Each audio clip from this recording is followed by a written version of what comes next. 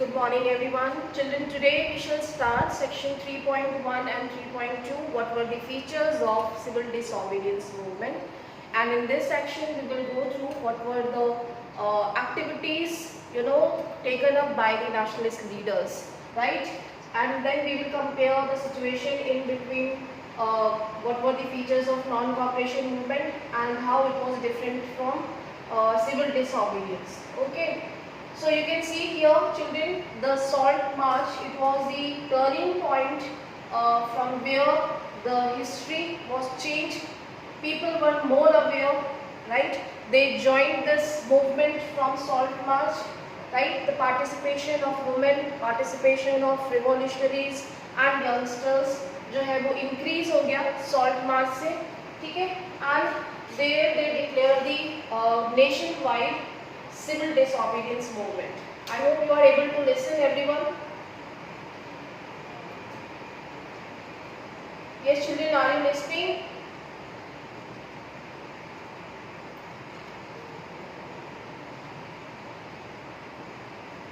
Am I audible? Yes, children, are you listening, all of you?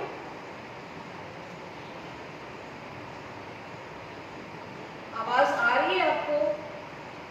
What happened? It is not working.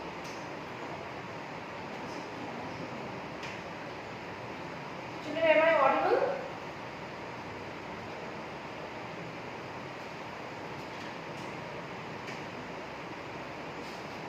Am I audible now? Yes, ma'am.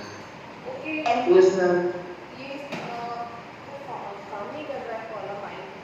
Okay, so children, in this section we will go through what were the important features of civil disobedience movement and how it was different from non-cooperation movement, and how the nationalist leaders participated, and people were now more aware, ठीक है, वो बहुत जागरूक हो चुके थे और वो ब्रिटिश गवर्नमेंट के इंटेंशंस को बहुत अच्छी तरीके से समझ चुके, and they were facing hardships also, ठीक है, during this entire movement.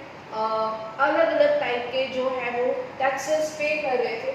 अब यहाँ पे एक नया टाइप का जो टैक्स आ गया वो था नमक पे टैक्स लगा दिया गया, ठीक है. तो किसी के लिए भी जो रिच या पुअर थे उन सभी के लिए सॉल्ट टैक्स एक हम कह सकते हैं एक बेसिक कमोडिटी है, ठीक है, रिच एंड पुअर. बट यहाँ पे जब टैक्स लगा दिया तो एवरीबडी स्टार्ट एजिटेटिंग और गवर्नमेंट के अगेंस्ट हो गए. Right, so you can see here Mahatma Gandhi found in salt a powerful symbol that would unite the nation. So he actually take up this issue. उन्होंने इस issue को लिया that it could unite the nation. On 31st January 1930, he sent a letter to Viceroy Irwin, ठीक है. Lord Irwin को उन्होंने एक 11 demands की जो एक लेटर सेंड किया, and some of these were related to the general interest. लोगों के पब्लिक वेलफेयर में उन्होंने जनरल इंटरेस्ट में ये 11 डिमांड्स रेज की. Others were specific demands of different classes from industrialist to peasants. The idea was to make the demands wide ranging so that all classes within Indian society could identify with them and everyone could be brought together in a united campaign, ठीक है. So basically यहाँ पे गांधी जी का main objective ये था कि he will try to unite, means एक हम कह सकते हैं कि लोगों को एक कॉमन प्लेटफॉर्म पे लेके आना, ठीक है. लोगों को सिर्फ डिमांड्स ही नहीं रेज करना बल्कि लोगों को अवेयर करना. यस आई नो, थोड़ा सा कॉलम माइक का चार्ज नहीं हुआ है, ठीक है. Okay, so basically he started a nationwide campaign so that he could bring all the people on the same platform together in a united campaign. Okay, और जैसे जैसे वो मार्च करते गए वैसे वैसे लोगों ने उनको ज्वाइन किया, लोगों को उन्होंने अवेयर किया, इस चीज़ को प्रोपोगेट किया, ठीक है.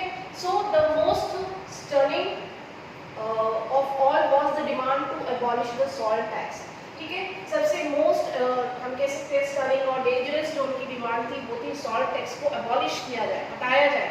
अब हर चीज़ पे तो आप टैक्स ले ही रहे हो, नमक पे भी आपने जो है वो टैक्स लगा दिया, जो कि एक बहुत ही बेसिक चीज़ है, ठीक है, उसको भी आपने उस पर भी मोनोपोली स्टैब्लिश कर दी है। जो यहाँ के लोग हैं वो ऑलरेडी हम इंडिया में रह रहे हैं, वो मैन्युफैक्चर कर रहे हैं, बाहर की जो हम कह सकते हैं ब्रिटिश गवर्नमेंट है उन्होंने आके मोनोपोली स्टैब्लिश कर दी, तो it was not fair. Mahatma Gandhi declared and revealed the most oppressive phase of British rule. Okay, so in this way he declared a nation-wide और कह सकते हैं कि वाइड स्केल पे एक मास मूवमेंट स्टार्ट किया, ठीक है। Mahatma Gandhi letter was in a year was an actually ultimatum, ठीक है, एक अल्टीमेटम था गवर्नमेंट के लिए। जब वो ये डिमांड 11 डिमांड्स उन्होंने रिप्रेजेंट की तो एक तरीके से वो चैलेंज कर रहे थे ब्रिटिश गवर्नमेंट को। उन्होंने ये अल्टीमेटम दिया कि अगर उनकी डिमांड्स को फुलफिल नहीं किया जाएगा then they would launch a civil disobedience campaign. And civil disobedience क्या था, कल आपको बताया था, इट वाज द डिसओबीडियंस और breaking of laws. Non cooperation में क्या था, they decided not to cooperate with the British government, जबकि सिविल डिसओबीडियंस में they actually decided that they will disobey the laws, ठीक है। So that was the major difference. Irving was unwilling to negotiate. Irving ने भी मना कर दिया, भाई हम salt tax नहीं वापस लेंगे।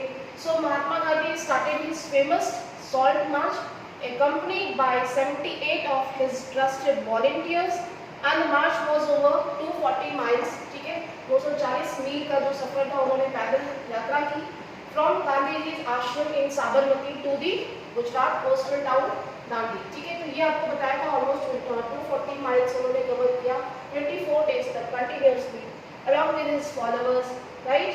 And it was started on कल बताया था, ठीक है। Okay, then he reached there on 6th April. He reached Dandi and ceremonially violated the law manufacturing salt by boiling sea water. So this is open challenge given by Mahatma Gandhi, ठीक है।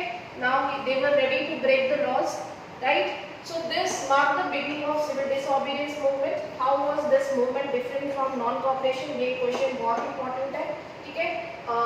Movement, people were now asked not only to refuse cooperation but they start disobeying the laws. You can see here in this image, figure 7, Dandi march is given here. During the salt march, Mahatma Gandhi was accompanied by 78 followers. On his way, they were joined by thousands of people. Okay, so here in civil disobedience, they decided to break the laws, and they had done in 1921 and 22. ये तो हमारा non cooperation movement है, ठीक है। यहाँ पे उन्होंने colonial laws को ब्रेक करने के लिए डिसाइड किया। तो thousands in different parts of the country broke the salt law and manufactured salt and demonstrated in front of the government salt factories, ठीक है। तो ये एक ओपन हम कह सकते हैं कि अल्टीमेटम दिया गया कि भाई आप ऐसा करेंगे, नमक पे भी कानून लगा देंगे, नमक पे भी आप टैक्स लगा देंगे, तो हम ऐसा ऐसा करेंगे।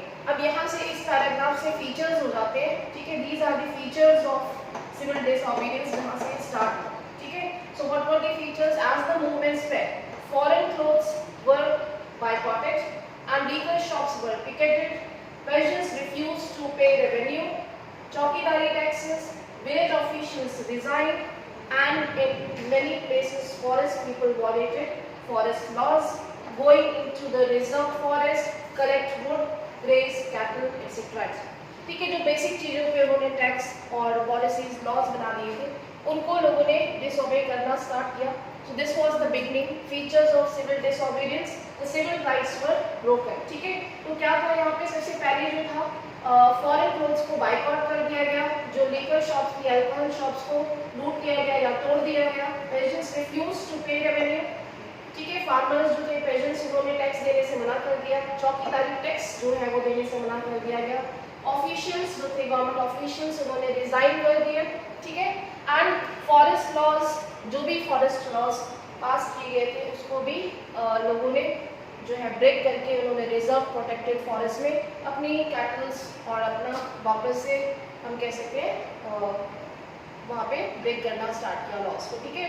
नाउ यू कैन सी ये दोबारा यहाँ पे ये पार्टिसिपेशंस का है, civil disobedience में who were the participants? Worried by the development, the colonial government began arresting the Congress leaders one by one. अब गवर्नमेंट, ब्रिटिश गवर्नमेंट बहुत डर गई, भाई ये क्या हो रहा है, ठीक है, तो उन्होंने क्या किया, डर के मारे उन्होंने भी कांग्रेस लीडर्स को अरेस्ट करना स्टार्ट कर दिया, ठीक है. And this led to violent clashes in many places. And when Khan Abdul Ghaffar Khan, a devout disciple of Mahatma Gandhi, was arrested in April 1930, angry crowds demonstrated in the street of Peshawar, Pakistan, में facing among armored cars and police firing. So यहाँ पे क्या हुआ कि आप देख सकते हो कि खान अब्दुल गफ्फार खान जो कि गांधी जी के डिसिपल थे, फ्रंटियर गांधी थे, उनको अरेस्ट कर लिया गया सबसे पहले, ठीक है. Angry crowd they were demonstrating in the streets of Peshawar facing armoured cars and police firing, ठीक है, पे भी जो है वो फायरिंग की गई जब वो डेमोन्स्ट्रेट कर रहे थे. Many were killed and month later when Mahatma Gandhi himself was arrested, industrial workers in Sholapur attacked police posts, municipal buildings, law courts, railway stations, all structures that symbolize British rule. ठीक है, you can see here कि जब frontier Gandhi को arrest किया गया उसके बाद गांधी जी को अरेस्ट कर लिया गया, ठीक है. At that time जब गांधी जी को अरेस्ट किया गया, people became violent. They start attacking on government officers, industrial workers, ठीक है, उन्होंने अटैक करना स्टार्ट किया. Police post, municipal buildings, law court, everywhere they start attacking, ठीक है. जो भी स्ट्रक्चर्स सिंबलाइज करते थे ब्रिटिश रूल को, उन्होंने डिमोलिश करना स्टार्ट किया. A frightened government responded with a policy of brutal repression. यहाँ पे brutal repression पॉलिसी गवर्नमेंट को अडॉप्ट करना पड़ा. तो ये कॉमन सा प्रोसेस है, जब भी कोई मूवमेंट स्टार्ट करती थी इंडिया, कोई भी नेशनलिस्ट लीडर्स जब कोई मूवमेंट स्टार्ट करते थे, उस मूवमेंट के कुछ प्रिंसिपल्स होते थे, ठीक है, जो 3-4 प्रिंसिपल्स को आपको लर्न करना है. उसके बदले में ब्रिटिश गवर्नमेंट क्या करती थी, रिप्रेशन पॉलिसी अपनाती थी, ठीक है. रिप्रेशन यानी कि लोगों पे अटैक, शूट करना या फिर उनको अरेस्ट करना, इम्प्रेशन करना, ठीक है. फिर इम्प्रेशन करते थे तो वापस से जो इंडियन लीडर्स होते थे या तो उसको विड्रॉ करना पड़ता था मूवमेंट को, ठीक है, कुछ टाइम के बाद. तो ये कॉमन सा एक प्रोसेस है जो कि आपको पता ही होना चाहिए. Then peaceful satyagrahis were attacked, women and children were beaten, about 1 lakh people were arrested, ठीक है. तो आप देख सकते हो कि यहाँ पे सिविल डिसओबीडियंस जो है वो फिगर 8 में दिख रहा है आपको कि बहुत, हम कह सकते हैं कि momentum of the movement increased civil disobedience के time, right. And at that time अब उसका रिप्रेशन हम क्या देख सकते हैं यहाँ पे. In this situation, Mahatma Gandhi once again decided to call off the movement and entered into a pact with Lord Irwin on March 1931. ठीक है, तो ये गांधी इरविन पैक्ट, पहले भी गांधी जी को इरविन ने एक ऑफर दिया था, ठीक है, हमने कल पढ़ा था यहाँ पे. वो क्या था, वेग ऑफर दिया था इससे पहले, इस सिचुएशन से पहले 1931, ठीक है. यस, डोमिनियन स्टेट की बात कही थी उन्होंने. तो डोमिनियन स्टेट क्या था, एक तरीके से जैसे कोई छोटा बच्चा रोता है तो इंडिया को रोते हुए देख के ब्रिटिशर्स ने क्या किया, उनको चॉकलेट पकड़ा दी. ये चॉकलेट ही था डोमिनियन स्टेटस का, ठीक है, भैया आप ये ले लो और खुश हो जाओ, ठीक है. तो इंडिया जो नेशनलिस्ट लीडर्स थे वो खुश नहीं हुए, उन्होंने क्या, वेग ऑफर को जो है वो बाइकआउट कर दिया, उन्होंने उसको इग्नोर कर दिया, ठीक है. तो डोमिनियन स्टेट क्या था कि ब्रिटिश गवर्नमेंट रहेगी और आप जो एडमिनिस्ट्रेशन है वो इंडिया को दे दोगे, इंडियन लीडर्स करेंगे, लेकिन अथॉरिटी अभी जो भी है डिसीजन मेकिंग पावर वो ब्रिटिश के पास ही रहेगा, ठीक है. तो ये इंडियन को पसंद नहीं था, उसके बदले उन्होंने पूर्ण स्वराज की डिमांड की, ठीक है. तो पूर्ण स्वराज वाला हमने कल पढ़ा था. पूर्ण स्वराज जो है वो 1929 दिसंबर में लाहौर सेशन 1929 में उन्होंने पूर्ण स्वराज की बात कही कि वो कंप्लीट इंडिपेंडेंस जो है वो चाहते हैं, और इसके लिए वो 1930 में 26 जनवरी को, ठीक है, 26 जनवरी को कंप्लीट इंडिपेंडेंस डे सेलिब्रेट करें, ठीक है. तो ये 1 मार्क्स का क्वेश्चन आएगा आपका. पीछे वाले टॉपिक को थोड़ा सा रीड करोगे. In between the lines you will find and underline what was Purna Swaraj. It was complete independence. They demanded in Lahore session of Indian Congress in 1929, and there they decided that they will celebrate 26 January 1930 as Independence Day. ठीक है, source box देखोगे, source box में दिया हुआ है जिसकी की leadership presidency जो है वो जवाहरलाल नेहरू ने की। अब हम वापस से आते हैं 1931 में। इतने सारे वॉलंटरी एक्टिविटीज होते हुए देख करके गांधी जी को इरविन ने एक पैक्ट यानी कि समझौता, पैक्ट मीन्स एक समझौता, भाई कॉम्प्रोमाइज कर लो, शांत हो जाओ, कॉम्प्रोमाइज कर लो, ये एक ऑफर दिया उन्होंने मार्च 5 मार्च 1931 को। So this was called Gandhi Irwin pact. ठीक है, so what was the pact? According to Gandhi-Irwin Pact, Gandhi ji consented to participate in a round table conference. ठीक है, यहाँ पे गांधी जी ने अपनी कंसेंट, अपनी सहमति दे दी, अपनी जो बात थी मनवाने के लिए उन्होंने एक राउंड टेबल कॉन्फ्रेंस ऑर्गेनाइज किया। ठीक है, राउंड टेबल कॉन्फ्रेंस क्या था? यहाँ पे इसका एक सिंबल है राउंड टेबल। स्टूडेंट्स इसलिए कहा गया था इसको क्योंकि यहाँ पे फर्स्ट टाइम इंडियन लीडर्स को एक इक्वल पोजीशन दिया गया। इक्वल पोजीशन क्यों? इक्वल पोजीशन क्यों दिया गया? ठीक है, अब देखते हैं। गांधी इरविन पैक्ट के according round table conference organise किया जहां पे कि ब्रिटिशर्स और इंडियंस आमने सामने जो है वो they will talk about the Simon commission, means they will talk about the recommendations regarding Indian constitution. Indian की कॉन्स्टिट्यूशन से रिगार्डिंग वो बात करने वाले हैं और very soon they will give independence. ठीक है, बट ये ऑफर था, सिर्फ और सिर्फ offer. So what was the offer? According to Gandhi Irwin pact, Gandhi ji consented to participate in a round table conference and the Congress had boycotted the first round table conference, ये कल बताया था, in London, but they were agree to join the second round table conference. ठीक है, and there they decided that according to the pact they will release। Gandhi ji ने दोबारा ये demand की, इस बात पे वो एग्री हुए कि भाई वो तब इस राउंड टेबल को ज्वाइन करेंगे जब उनके पॉलिटिकल प्रिजनर्स को जो कि यहाँ पे अरेस्ट हुए थे, यहाँ पे आप लोगों को पढ़ा था ना सिविल डिसोबीडियंस पे अरेस्ट हो गए थे, उन लोगों को रिलीज कर दिया। ठीक है, उनको रिलीज कर दिया जाएगा तब वो second round table conference join करें। ठीक है, in December 1931 Gandhiji went to London for conference but the negotiations broke down and he returned disappointed. Back in India he discovered that government had begun a new cycle of repression. Ghaffar Khan, Jawaharlal Nehru both were in jail. ठीक है, and a series of measures had been imposed to prevent meetings, demonstrations, boycott।